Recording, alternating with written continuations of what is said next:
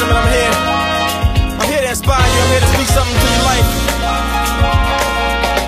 I want you to do your thing.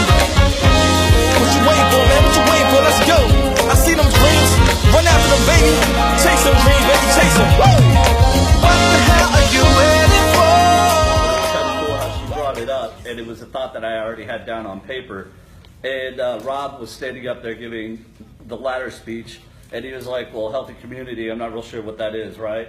So on and so forth. I really think that healthy community is whenever you begin to go, come around a group, and you identify people that impact you in a positive way, and you yearn for that. Whenever you begin to yearn for that positive community and the positive things they're impacting you by, I think that's when you find your healthy community. As community causes change, so you could say like healthy community causes change, something like that. It's pretty.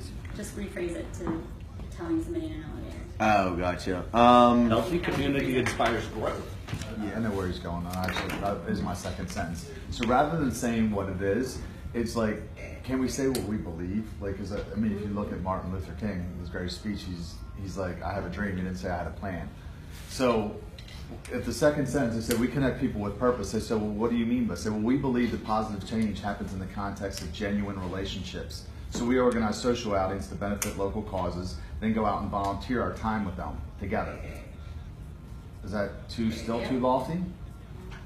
It's a lot to remember. Yeah. Like That's a it's a wrong paragraph. You gotta remember. Oh,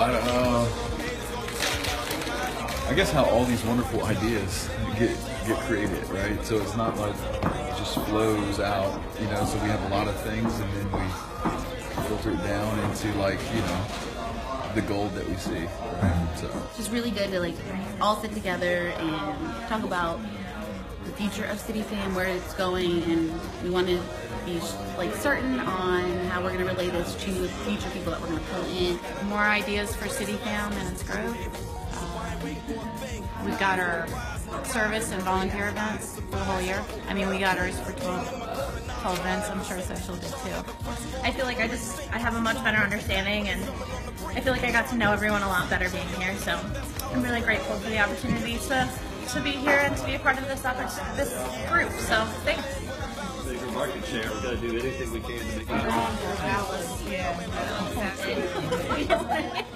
Sunday night at the ETC, City Fam offices wrapping up our 2018 planning session for City Fam. You can see people behind me. We're just having a little Chinese food, wrapping up the meeting. But we planned out all of our social and our service events for the calendar year next year, and we also were really trying to land on a second sentence.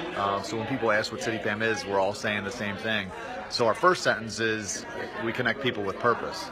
But the next sentence that we give is a little bit tougher to nail down because it's just a hard thing to explain. So it's like trying to describe a feeling, but you know, it really has to do with becoming the best version of yourself in the context of community. You know, having a group of people around you that sacrifice for you, support you, encourage you, and that's how you become the best version of yourself. And then going out and making those sacrifices for whatever city that you live in. So that's it. What you waiting for?